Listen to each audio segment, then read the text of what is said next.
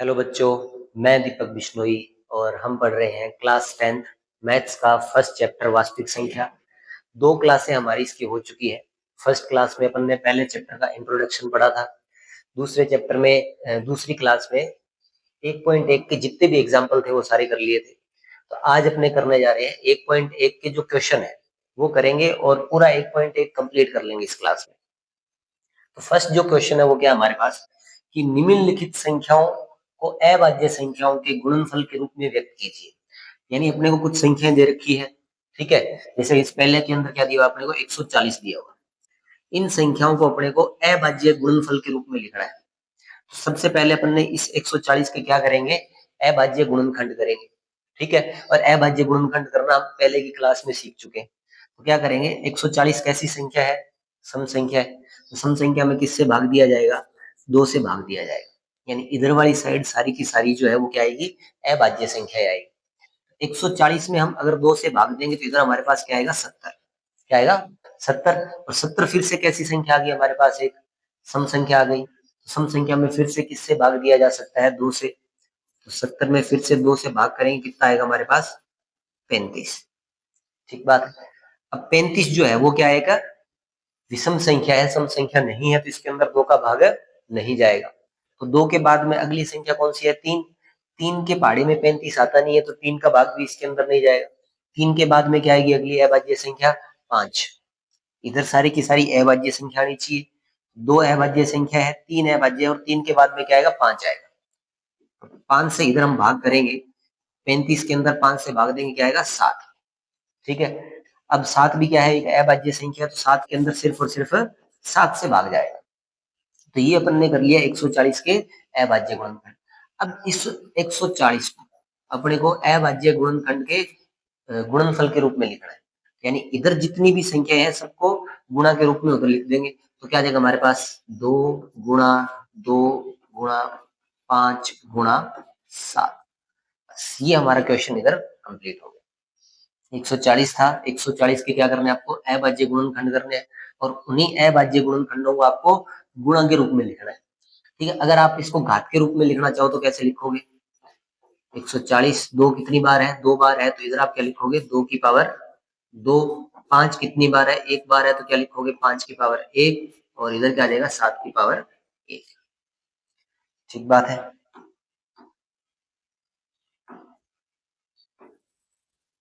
तो ये हमारा पहले का जो पहला है उसका आंसर आएगा। ठीक बात। चलते हैं इसके अगले पार्ट पे।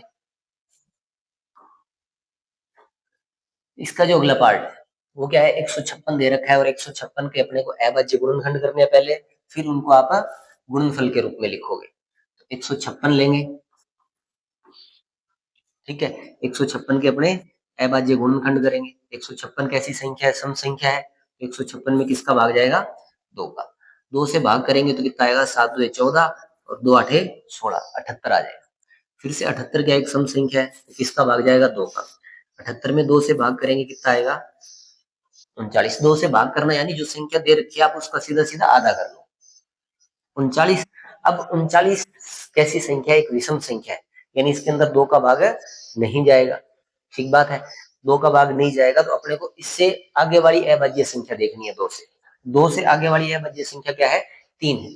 9 और 3 कितने हुए, 12। दोनों अंकों को जोड़ लीजिए। जोड़ने पे अगर कोई ऐसा नंबर आए जो 3 के पहाड़े में आता है तो उसके अंदर 3 का भाग हो जाएगा। 9 और 3 को जोड़ा, कितना हुआ, 12। 12 3 के पहाड़े में आता है, मतलब इसके अंदर 3 का भाग जाएगा।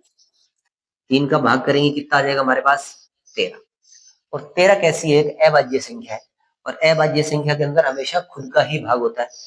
13 के अंदर किसका भाग जाएगा, 13 का ही भाग जाएगा, और लास्ट में क्या बच जाएगा, 1 बच जाएगा। ठीक है। ये अपन ने करे 156 के अभाज्य गुणनखंड। अब इनको गुणा के रूप में लिखना है। 156 कैसे लिखोगे आप, 2 गुणा 2 गुणा 3 गुणा 13। ठीक बात है। और घात के रूप में लिखना हो तो कैसे लिख लोगे आप, 2 की पावर 2, 3 की पावर 1 और 13 की पावर 1। ये हमारा इसका आंसर हो जाएगा। ठीक बात।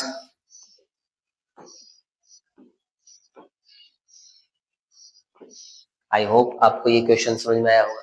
156 है, इसके अपन ने अभाज्य गुणनखंड करे और इन्हीं अभाज्य गुणनखंडों को क्या करना है आपको, गुणा के रूप में लिखना है सिंपल। ठीक है, अब इससे अगले क्वेश्चन पे चलते हैं। इससे जो अगला क्वेश्चन है वो हमारे पास क्या है, 3825। 3825। अब 3825 के हम क्या करेंगे, अभाज्य गुणनखंड करेंगे।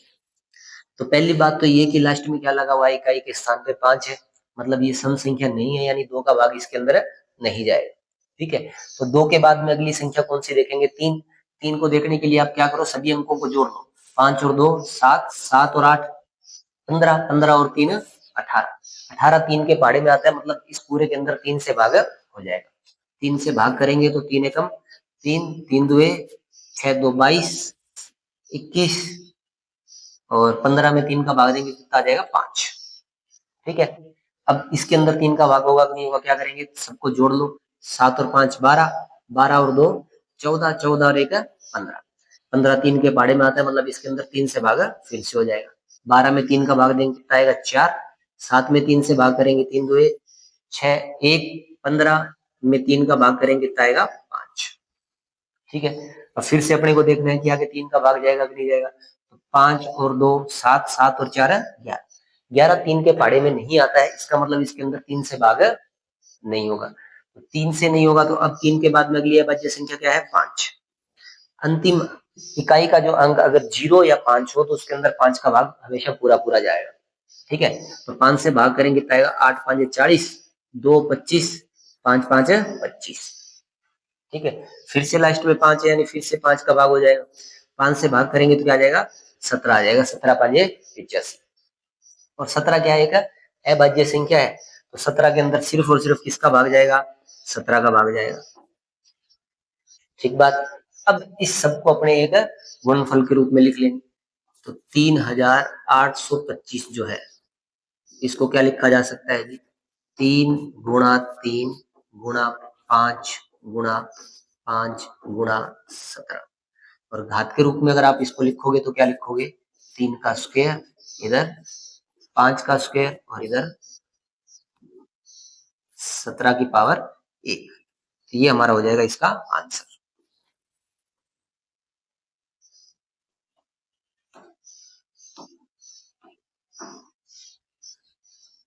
आई होप सबको समझ में आया होगा क्वेश्चन कि 3825 दिया हुआ है, इसके आपको अभाज्य गुणनखंड करने हैं, फिर इन्हीं गुणनखंडों को आपको सिर्फ गुणा के रूप में लिखना है। ठीक बात है, तो नेक्स्ट पे चलते हैं। नेक्स्ट जो क्वेश्चन है वो हमारे पास क्या है, 5005।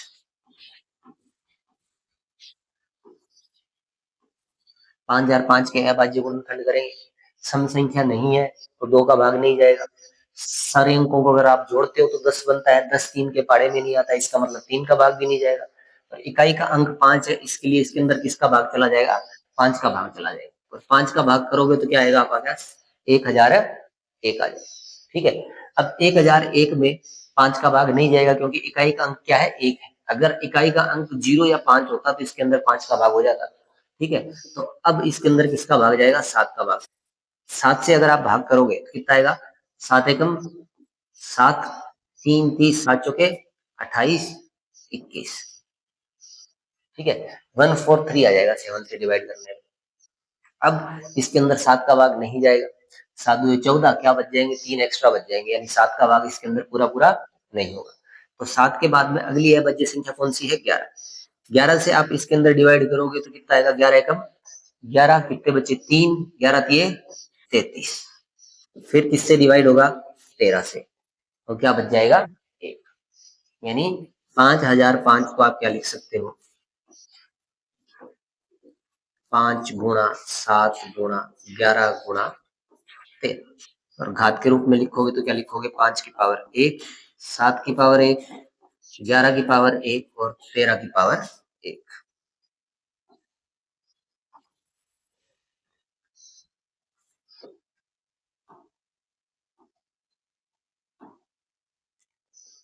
ठीक बात, एकदम आसान क्वेश्चन है, सिंपल है सारे के सारे। यानी ये अभाज्य गुणनखंड वगैरह हम 5वीं 6ठी क्लास में हमारे पास आ जाते हैं। तो वहां पे कर लिए होते हैं सबने, जो पढ़ने वाले बच्चे हैं वो तो कर लेंगे इसको, ठीक है।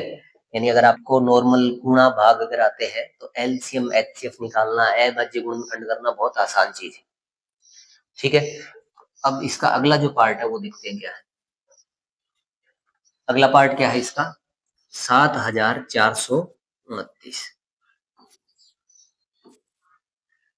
ठीक है। सम संख्या नहीं है तो 2 का भाग भी नहीं जाएगा, ठीक है।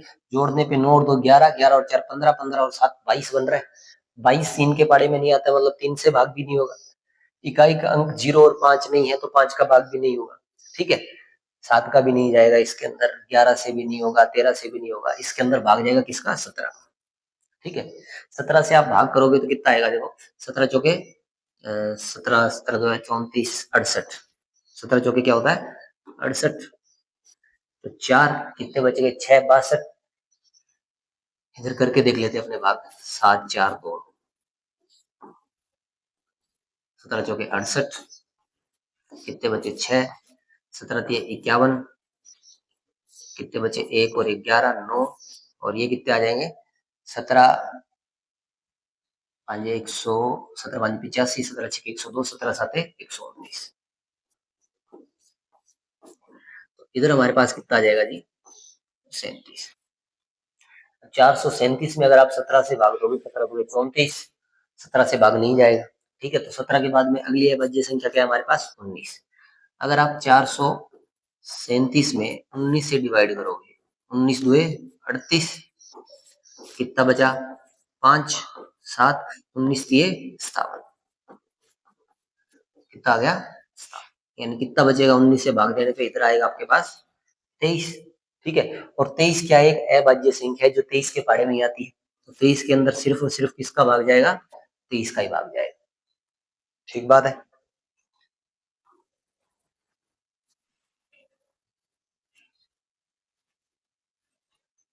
तो अपने 7429 को गुणा के रूप में लिखोगे, क्या आएगा 17 गुणा 19 गुणा 23, और घात के रूप में लिखोगे क्या आएगा 17 की पावर 1, 19 की पावर 1, और इधर क्या आएगा 23 की पावर 1 आ जाएगा, ठीक बात।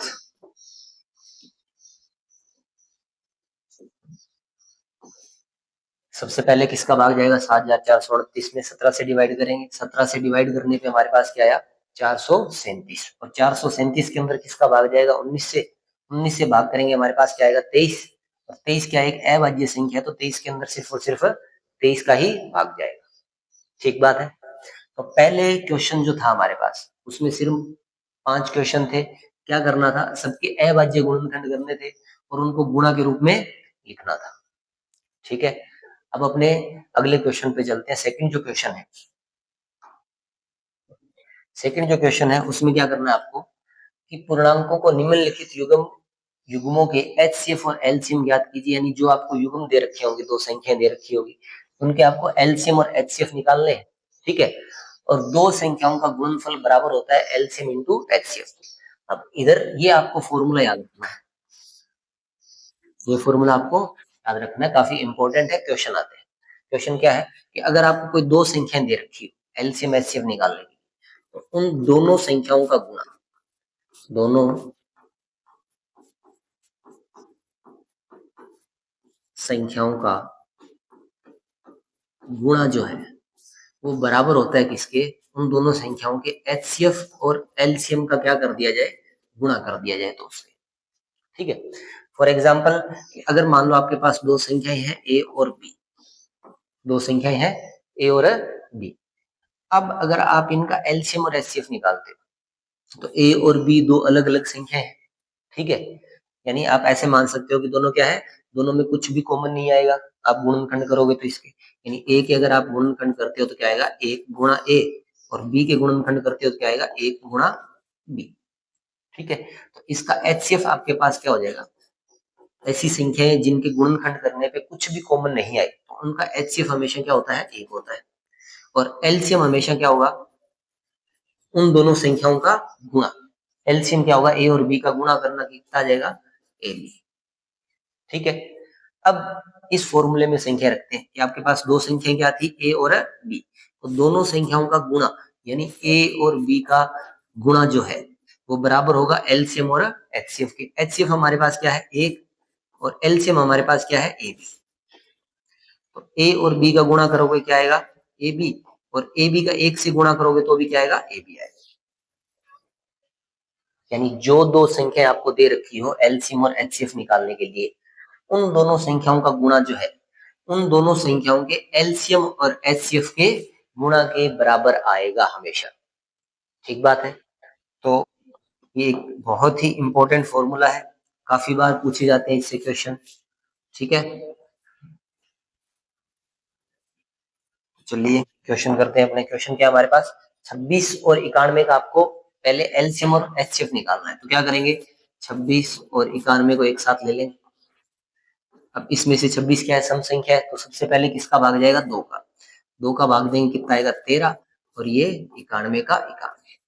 ठीक है, अब 13 तो अपने को पता है कि क्या है, अभाज्य संख्या, 13 के अंदर 13 का ही भाग जाएगा। लेकिन 91, 91 एक अभाज्य संख्या नहीं है। क्यों, क्योंकि 91 के अंदर 7 से भाग जाता है, तो 13 के अंदर 7 का भाग नहीं जाएगा, तो 13 का 13 आ जाएगा। 91 में 7 से भाग देंगे तो क्या आएगा, 13, 13 साते 91। अब दोनों ही अभाज्य संख्या, दोनों के अंदर किसका भाग जाएगा, 13 का ही भाग जाएगा, 1, ठीक बात है। अब यहां से अपने को क्या करना है, एलसीएम और एचसीएफ निकालना है। एलसीएम और एचसीएफ, एलसीएम निकालने के लिए क्या करेंगे, इधर जो संख्या है इनको आपस में गुणा कर लेंगे। तीनों संख्याओं को आपस में क्या कर दो, गुणा कर दो, तो क्या जाएगा, एलसीएम आ जाएगा। यानी 2 गुणा 7 गुणा 13, 2 को 7 से गुणा करेंगे क्या आएगा, 14, 14 गुणा 13। ठीक है, 14 को 3 से गुणा करेंगे, 14 एकम 14, 14 से 28, 14 दिए 42, 42 से क्या आ जाएगा, 2 हंसिल कितनी आ गई हमारे पास, 4। 14 को 1 से गुणा करेंगे, 14 और 4 18। तो एलसीएम हमारे पास कितना आ गया जी, 182।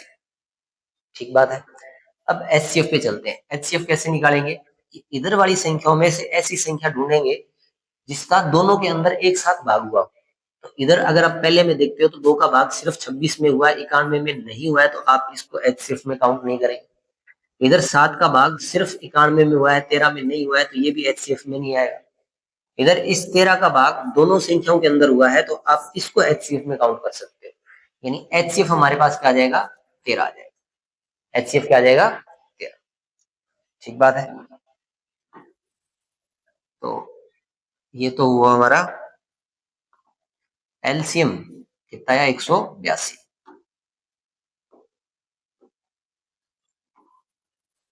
एलसीएम हमारे पास कितना आ गया, 182। और एचसीएफ क्या आया है जी हमारे पास,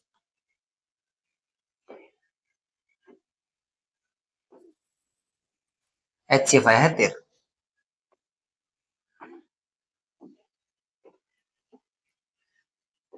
ठीक है, तो अब इसने क्या बोला है कि जांच कीजिए कि दोनों संख्याओं का गुणा जो है वो बराबर है किसके, एचसीएफ और एलसीएम के।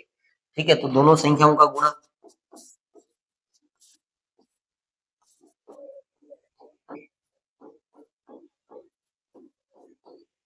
दोनों संख्याओं का गुणा, दोनों संख्या क्या है, 26 गुणा 91, क्या है, 26 गुणा 91। तो देखो गुणा करेंगे क्या आएगा, 26 को आप 1 से गुणा करोगे 6, हासिल बच गई 2। 26 को 9 से गुणा करोगे तो 260 में से आप 26 माइनस कीजिए, 54, 54 में से 20 माइनस करेंगे 34, और 2 36, तो आ जाएगा 236, 2366। अब क्या आपके पास एलसीएम और एचसीएफ का गुणा, तो एचसीएफ गुणा एलसीएम यानी क्या है, 182 गुणा में 13, 13 को 2 से गुणा करोगे, 13 दुए 26, हंसिल 2। 13 को 8 से गुणा करेंगे, 13 7 91, 13 8 104, 104 और 2 106, हंसिल 10। 13 एकम 13, 13 और 10 23। यानी दोनों संख्याओं का गुणा भी कितना आ रहा है, 2336, और एलसीएम और एचसीएफ का गुणा भी कितना आ रहा है, 2336। यानी ये जो अपन ने एलसीएम और एचसीएफ निकाले हैं वो क्या है, एकदम सही है। ठीक बात, एलसीएम एचसीएफ निकाला, दोनों संख्याओं का गुणा करो, दोनों संख्याओं का गुणा अगर एलसीएम और एचसीएफ के गुणा के बराबर आता है, इसका मतलब जो आपने क्वेश्चन करा है वो क्या एकदम राइट है। ठीक बात है। तो ये अपन ने कर ली इस क्वेश्चन की जांच। ठीक बात है जी।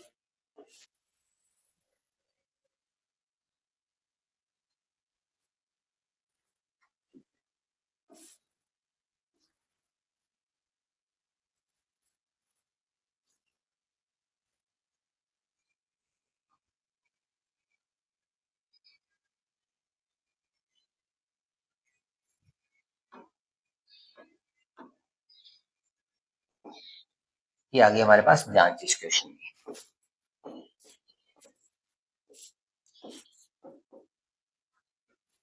ठीक, अब चलते हैं इसके अगले क्वेश्चन पे।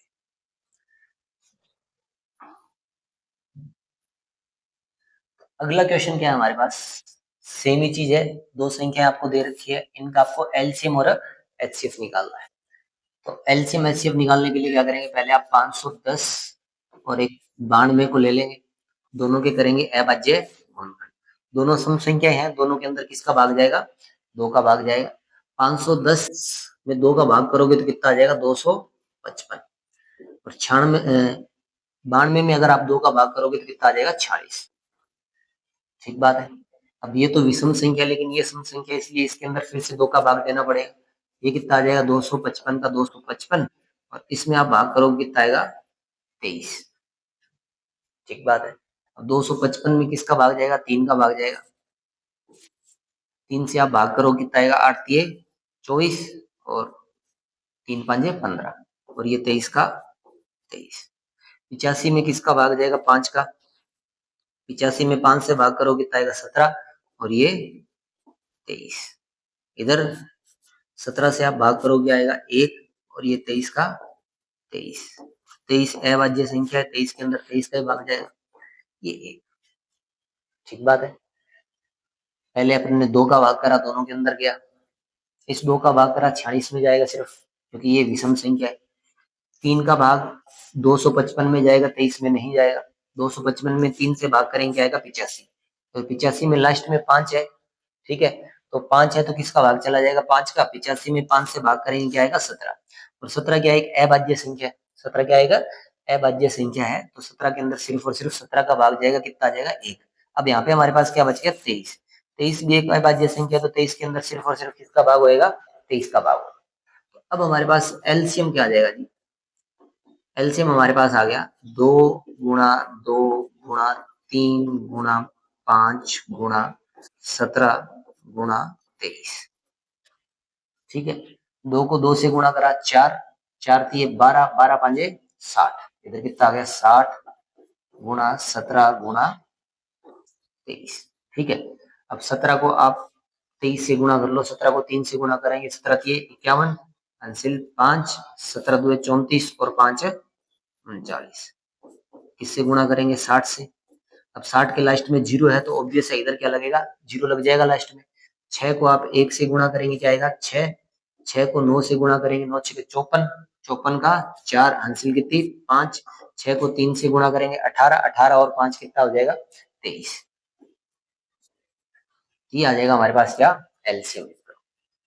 तो एलसीएम हमारे पास कितना आया जी इसका, 23,460।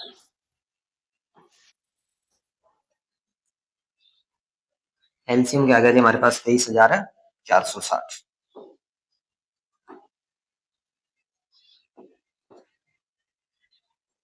ठीक बात है। अब अपने को क्या निकालना है, इसका एचसीएफ निकालना है। एचसीएफ यानी ऐसी संख्या देखेंगे जिसका दोनों के अंदर एक साथ भाग हुआ है। तो पहले में क्या दे रखा है अपने को, 2 दे रखा है, 2 का 510 में भी भाग हुआ है, 92 में भी भाग हुआ है। एक तो एचसीएफ में आ जाएगा 2, पहला पहला। इधर इस 2 का सिर्फ इसके अंदर भाग हुआ है, इसमें नहीं हुआ है, तो इसको एचसीएफ में काउंट नहीं करेंगे। 3 का भाग सिर्फ 255 में हुआ है, नहीं लेंगे। 5 का भाग 85 में हुआ है, इसको भी एचसीएफ में नहीं लेंगे। 17 का भाग सिर्फ 17 में हुआ है, 23 में नहीं हुआ है, तो इसको एचसीएफ में काउंट नहीं करेंगे। और 23 का भाग सिर्फ 23 में हुआ है, तो ये भी एचसीएफ में नहीं आएगा। यानी एचसीएफ हमारा सिर्फ क्या आएगा, 2 आएगा। एचसीएफ क्या आएगा, सिर्फ और सिर्फ 2।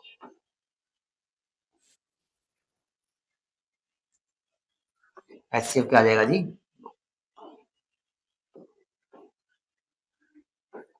ठीक बात।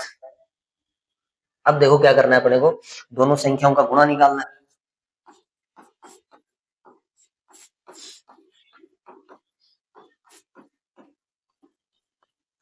दोनों संख्याओं का गुणा, यानी 510 को गुणा करना है आपको किससे? 12 से। ठीक है, तो गुणा करेंगे तो क्या आएगा? एक तो 0 का 0 आ जाएगा।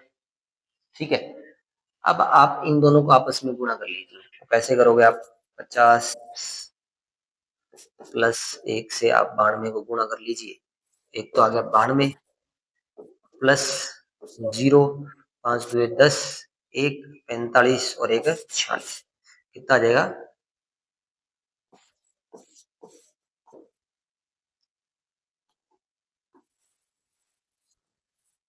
46,920। ठीक है, अब आपको क्या करना है? HCF को गुणा करना है किससे? LCM से। दोनों बराबर आने चाहिए। तो HCF हमारे पास कितना है? 23,460। HCF कितना है जी?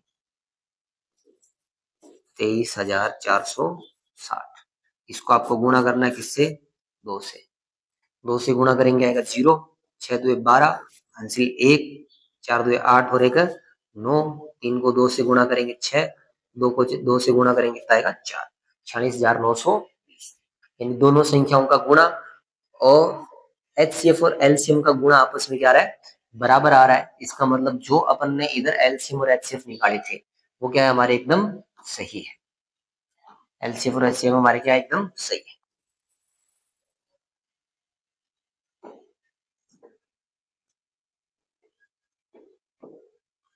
ठीक बात। तो ये थी हमारी जांच।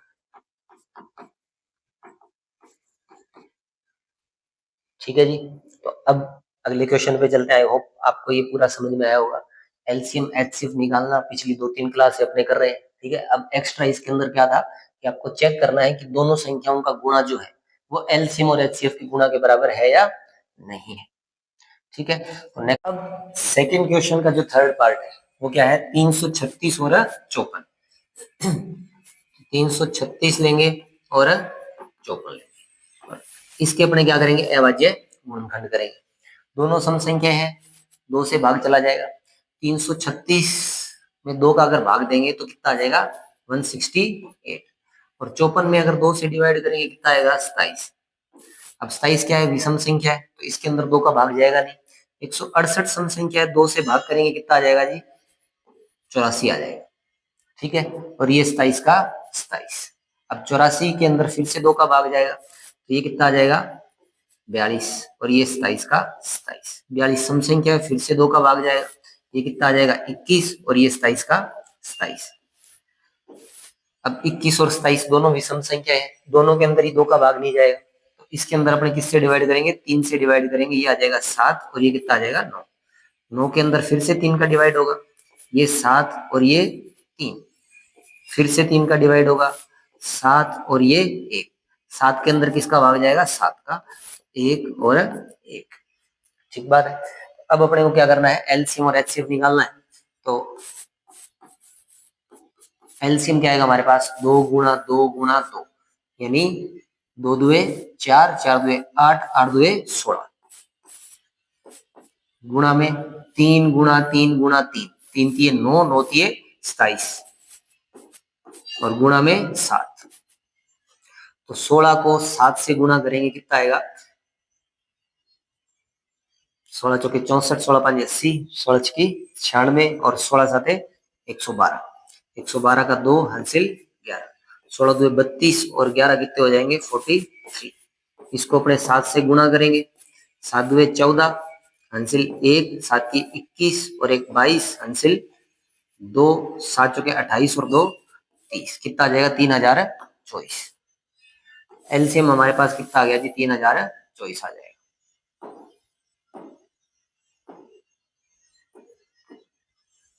ठीक बात। अब अपने को क्या निकालना है? HCF और निकालना है।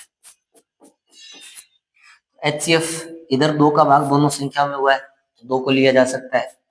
इसका सिर्फ एक में ही हुआ है, इसका भी एक में हुआ है, इसका भी एक में हुआ है, इधर 3 का दोनों में हुआ है, इधर भी एक में हुआ है, इधर भी एक में हुआ और इधर भी एक में हुआ है। एक तो 2 आएगा HCF में और एक 3 आएगा। HCF हमारे पास क्या हो जाएगा जी, 2 गुणा 3 यानी कितना आ जाएगा 6। HCF कितना आ जाएगा 6 आ जाएगा। HCF कितना आ जाएगा जी 6। ठीक है, तो ये हो गया हमारा एलसीएम और ये हो गया HCF। ठीक है, और जांच आप इस क्वेश्चन की खुद करके देखेंगे होमवर्क के अंदर। ठीक बात है। अब चलते हैं नेक्स्ट क्वेश्चन पे।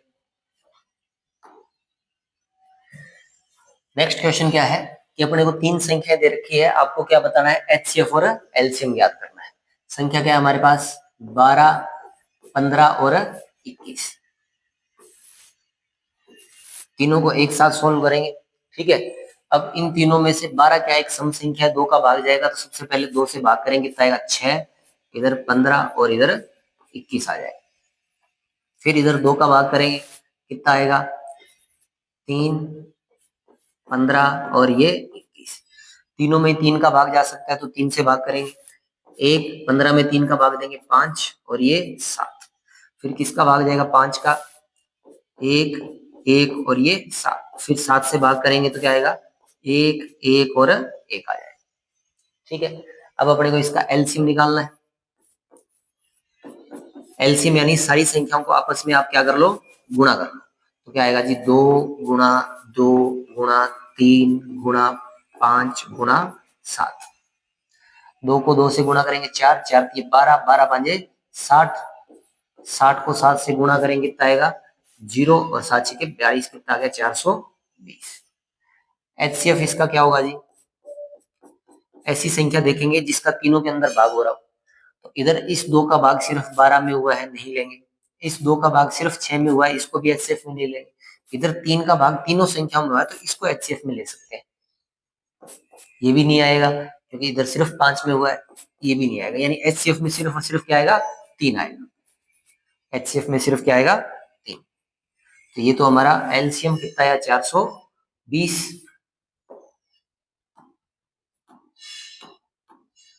और HCF कितना आ गया हमारे पास 3। HCF कितना आ जाएगा 3 आ जाएगा। ठीक बात। तो ये हमारा था तीसरे का पहला क्वेश्चन। अब नेक्स्ट पे चलते हैं आगे। नेक्स्ट क्वेश्चन क्या है, 17, 23 और 29। देखो इस क्वेश्चन को, ये तीनों की तीनों ही क्या है अभाज्य संख्या है। तीनों की तीनों क्या है अभाज्य संख्या। अगर 2 या 3 अगर आपको अभाज्य संख्या दे रखी हो तो उन अभाज्य संख्याओं का HCF हमेशा क्या होता है 1 होता है। अभाज्य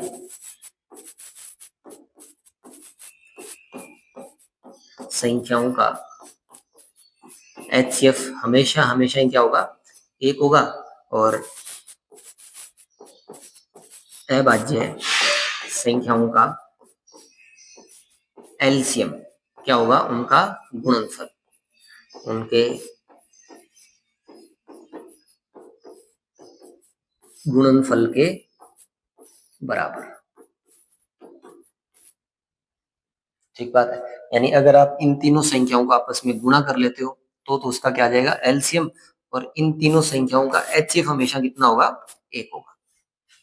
क्यों, क्योंकि तीनों की तीनों क्या अभाज्य संख्या है, इनके अंदर कोई भी फैक्टर कॉमन नहीं आएगा और कोई फैक्टर कॉमन नहीं है, इसका मतलब उसका HCF क्या होगा 1 होगा और एलसीएम क्या होगा इन तीनों संख्याओं को आपस में गुणा। ठीक है, आप अभाज्य गुणनखंड विधि से भी कर सकते हो इस क्वेश्चन को।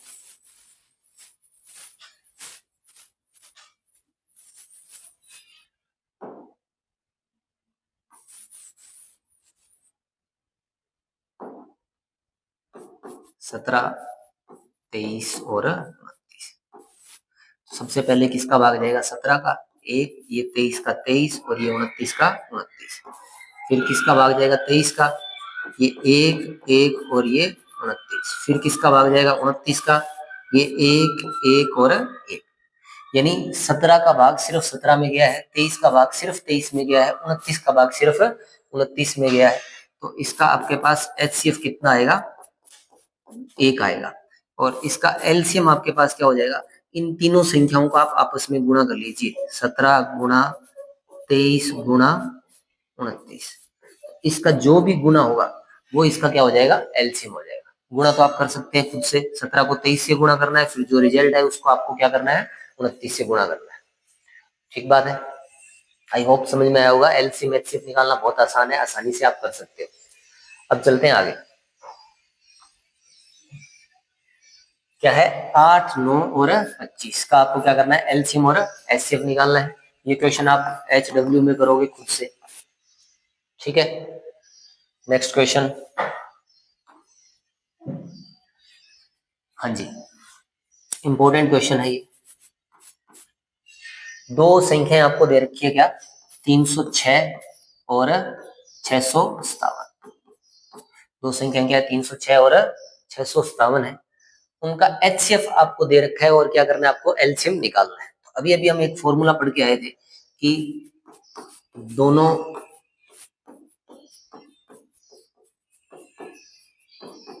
संख्याओं का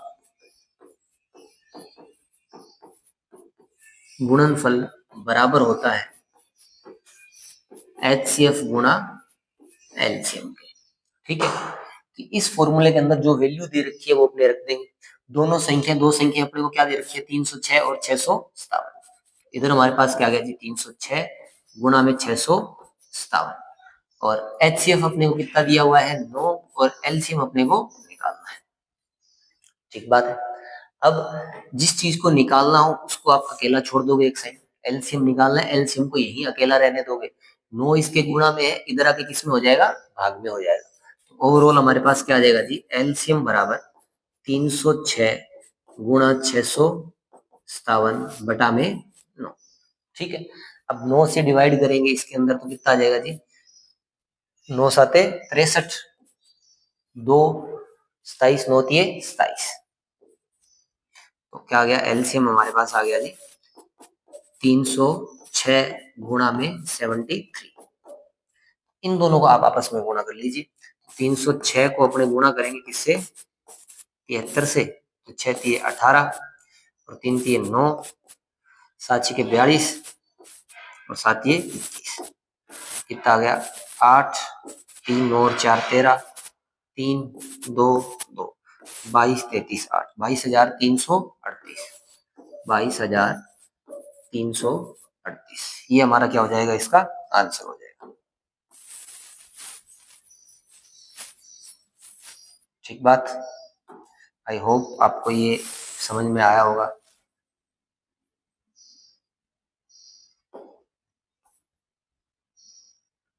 तो ये हो गया हमारा इसका आंसर, ठीक है। दो संख्या दे रखी थी 306 और 657, और इसका एचसीएफ अपने को दे रखा था 9। क्या निकालना है, एलसीएम निकालना है। फॉर्मूला क्या रहता है, दोनों संख्याओं का गुणनफल जो है वो बराबर होता है किसके, एलसीएफ इंटू एलसीएम के, ठीक है। दोनों संख्याओं का गुणा बराबर आएगा, एचसीएफ कितना दे रखा है, 9 गुणा में एलसीएम, 9 गुणा में है, इधर आके किसमें हो जाएगा, भाग में, यानी बराबर के इधर वाली साइड लेके आओगे, गुणा से संख्या किसमें चली जाएगी, भाग में चली जाएगी, ठीक है। फिर 9 का अपन ने भाग करा किसके अंदर, 657 में, कितना आया 73, और 73 को अपन ने 306 से मल्टीप्लाई करा तो कितना आ गया, 22,338। ठीक बात है। नेक्स्ट क्वेश्चन पे चलते हैं अपने। हाँ जी, ये जो अपन ने कल पहला उदाहरण करा था वही सेम ही क्वेश्चन है। जांच कीजिए कि क्या प्राकृत संख्या n के लिए 6 की पावर n अंक 0 पे समाप्त हो सकता है। मैंने आपको क्या बताया था, 6 की पावर n दे रखा हो और n क्या हो, एक प्राकृत संख्या हो,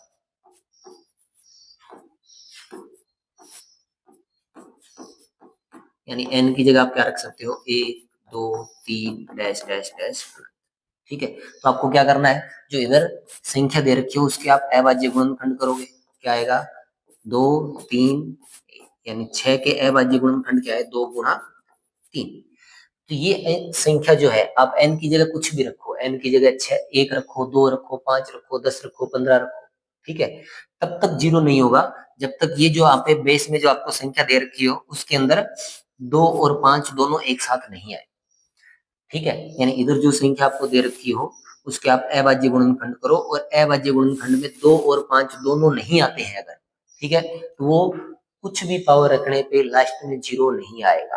चाहे आप 6 की पावर 10 निकालो तो भी लास्ट में 0 नहीं आएगा, 6 की पावर 20 निकालो, 6 की पावर 35 निकालो, कभी भी ये 0 पे समाप्त नहीं होंगे, कभी भी ये 0 पे समाप्त नहीं होंगे, क्योंकि 6 के जो आप गुणनखंड करते हो उसमें 2 और 3 आ रहा है, 2 और 5 नहीं आ रहे। अगर 2 और 5 दोनों एक साथ हो तभी ये 0 पे समाप्त होगा, अन्यथा किसी भी संख्या के लिए कितनी भी पावर रखो आप n की जगह, ये कभी भी 0 पे समाप्त नहीं होगा। ठीक है, सेम ही आंसर लिखना जो अपन ने कल लिखा था, बस वहां पे 4 की पावर n की जगह आप क्या लिख दोगे, 6 की पावर n लिख दो। क्या लिखोगे, 6 की पावर n, 6 की पावर n, n के किसी भी मान के लिए कभी शून्य पर समाप्त नहीं होगा,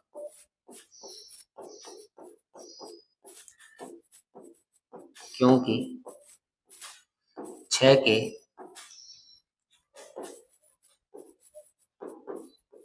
अभाज्य गुणनखंड में 2 व 5 एक साथ नहीं आते, 2 व 5 एक साथ नहीं आते। ठीक बात है, यानी आपको कोई भी नंबर दे दिया जाए, उसके अभाज्य गुणनखंड में अगर 2 और 5 एक साथ नहीं है तो वो कभी भी 0 पे समाप्त नहीं होगा। ठीक है, चलिए नेक्स्ट क्वेश्चन पे चलते हैं। हाँ जी, देखिए क्या दिया हुआ है, एक अपने को ये संख्या दे रखी है और एक ये ऊपर वाली दे रखी है। अपने को बताना है कि दोनों भाज्य संख्याएं हैं, तो दोनों क्या है, भाज्य संख्याएं हैं। देखिए समझिए, जैसे आपके पास क्वेश्चन हो ऐसा, एक्स स्क्वायर प्लस 5x दिया हुआ है, क्या है, एक्स स्क्वायर प्लस 5x। आप इसमें से क्या कॉमन ले सकते हैं, x कॉमन लिया जा सकता है, तो इधर क्या बचेगा x और इधर क्या बचेगा 5। ठीक है, कॉमन लेने का मतलब क्या है, x आपने कॉमन लिया, इसका मतलब क्या है, आपने एक्स स्क्वायर में x से भाग करा है, एक पावर से एक पावर कट जाएगी, यहाँ पे क्या बचा x। इसमें से भी x कॉमन लिया, यानी इसके अंदर भी आपने क्या करा है, x से भाग करा है, यानी x से x कटा, यहाँ पे क्या बचा 5। ठीक है, यानी जो संख्या आपने कॉमन ली है उस कॉमन ली गई संख्या का भाग इस पूरी संख्या के अंदर पूरा पूरा जा रहा है। ऐसे समझिए कि एक्स स्क्वायर 5x जो है, इसके अंदर एक्स स्क्वायर 5x का तो भाग जाएगा ही जाएगा, कि एक्स स्क्वायर 5x डिवाइड है किससे, एक्स स्क्वायर 5x से। ठीक है, अगर खुद के अंदर खुद का भाग जाए सिर्फ तो वो क्या होती है, अभाज्य संख्या होती है। अगर खुद के अलावा किसी दूसरे नंबर का भाग चला जाए उसके अंदर, तब वो संख्या क्या कहलाती है, भाज्य संख्या कहलाती है। और जैसे ही अपन ने इसमें से x कॉमन लिया, यानी इसमें से अगर x कॉमन आ रहा है, इसका मतलब इस x का इस पूरी संख्या के अंदर भाग जाएगा, यानी एक्स स्क्वायर प्लस 5x जो है उसके अंदर x का भी भाग जाता है। ठीक है, तो खुद के अलावा अगर किसी दूसरी संख्या का भाग चला जाए तो इसका मतलब वो संख्या क्या है, भाज्य संख्या है, अभाज्य संख्या नहीं। ठीक है, इसी तरीके से इसको सोल्व करेंगे अपने।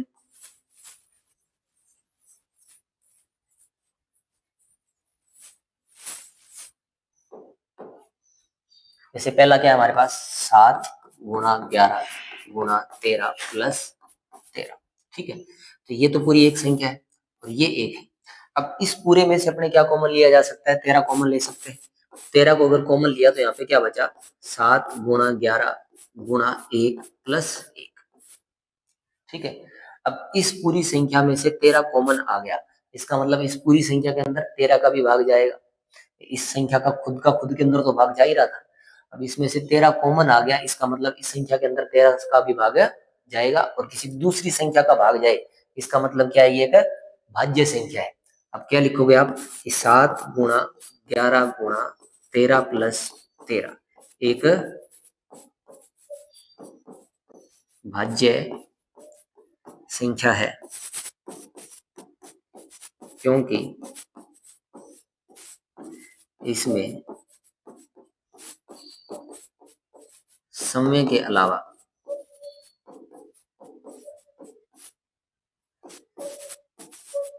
तेरह का भी भाग जाता है, तेरह का भी भाग जाएगा इसके अंदर। ठीक बात है। तो देखो दूसरा हिस्सा इसका,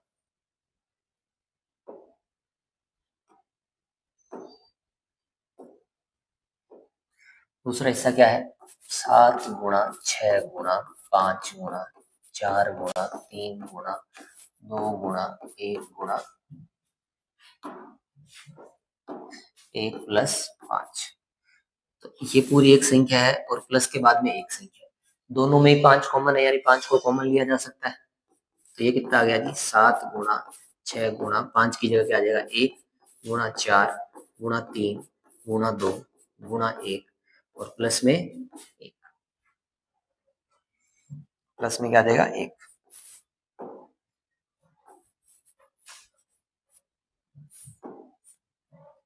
ठीक बात। इसमें से 5 कॉमन आ गया, इसका मतलब इस पूरे ऊपर वाली संख्या में 5 का भाग भी जाएगा, यानी ऊपर वाली संख्या में खुद का भाग तो जाएगा ही जाएगा, उसके अलावा उसके अंदर 5 का भाग भी जाएगा। तो इस सेम ही रीजन आप इधर लिख दोगे पूरे का पूरा कि 7 गुणा 6 गुणा 5 गुणा 4 गुणा 3 गुणा 2 गुणा 1 प्लस 5 एक भाज्य संख्या है, क्योंकि इसमें समय के अलावा 5 का भी भाग जाता है,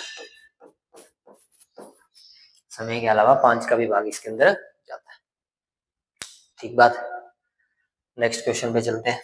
आई होप समझ में आया होगा क्वेश्चन आपको कि अगर आपको कोई संख्या दे रखी हो, उसमें से अगर कुछ कॉमन बाहर आ रहा है, इसका मतलब उस कॉमन ली गई संख्या का उस संख्या के अंदर भाग पूरा पूरा जाएगा, और खुद के अलावा किसी दूसरी संख्या का अगर भाग चला जाए, इसका मतलब वो संख्या भाज्य संख्या है, अभाज्य नहीं है। ठीक बात। चलिए लास्ट क्वेश्चन है हमारा 1.1 का ही। क्या कह रहा है, किसी खेल के मैदान के चारों ओर एक वृत्ताकार पथ बना हुआ है, इस मैदान का एक चक्कर लगाने में सोनिया को 18 मिनट लगते हैं, जबकि इस मैदान का एक चक्कर लगाने में रवि को 12 मिनट लगते हैं। मान लीजिए कि दोनों एक स्थान और एक ही समय पर चलना प्रारंभ करते हैं, एक ही दिशा में चलते हैं, तो कितने समय बाद पुनः प्रारंभिक स्थान पर मिले। अगर ऐसी कोई कंडीशन दे रखी हो आपको कि दो जने हैं कोई भी, ठीक है, और एक जगह से चलना शुरू कर रहे हैं, ठीक है, और कुछ समय बाद दोनों एक स्थान पे वापस कितने टाइम में मिलेंगे, तो हमेशा उन दोनों का क्या निकाला जाता है, एलसीएम निकाला जाता है। क्या निकाला जाएगा, एलसीएम। तो कैसे लिखोगे आप इसको, सोनिया को एक चक्कर में 18 मिनट, सोनिया को एक चक्कर में 18 मिनट व रवि को 12 मिनट लगते हैं, तो वे पुनः एक स्थान पर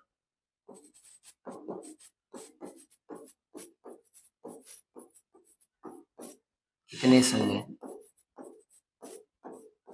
बाद मिलेंगे। क्या करो, आप दोनों का एलसीएम निकाल लो। दोनों संख्या क्या है, एक तो 12 है और एक 18 है। दोनों में 2 का भाग करेंगे, कितना आएगा 6, और कितना आएगा 9, फिर 2 से भाग जाएगा, कितना आएगा 3, और इधर कितना है 9, फिर 3 से भाग जाएगा, कितना आएगा 1, और इधर कितना आएगा 3, 3 ये 1 और ये 1, तो दोनों का एलसीएम कितना आ जाएगा हमारे पास, ठीक है, 2 गुणा 2 गुणा 3 गुणा 3, 2 2 4, 4 3 12, 12 3 36। कितनी मिनट बाद मिलेंगे दोनों आपस में, 36 मिनट बाद रवि व सोनिया 36 मिनट बाद पुनः एक स्थान पर वापस से मिले। ठीक है, तो इसी के साथ हमारा 1.1 जो है वो खत्म होता है। कल अपने 1.2 स्टार्ट करेंगे, जिसमें अपने को कुछ परिमेय या अपरिमेय संख्याएं सिद्ध करनी होगी। इन कुछ संख्याएं दे रखी होगी, जैसे √3, √4, √5, √2। इनको आपको क्या करना होगा, अपरिमेय संख्या सिद्ध करना है, जो कि बहुत ही इंपॉर्टेंट क्वेश्चन है। हर बार 10th क्लास में पूछे जाते हैं, 10वीं क्लास के लिए बहुत महत्वपूर्ण क्वेश्चन। ठीक है, तो कल की क्लास में बने रहिएगा। धन्यवाद।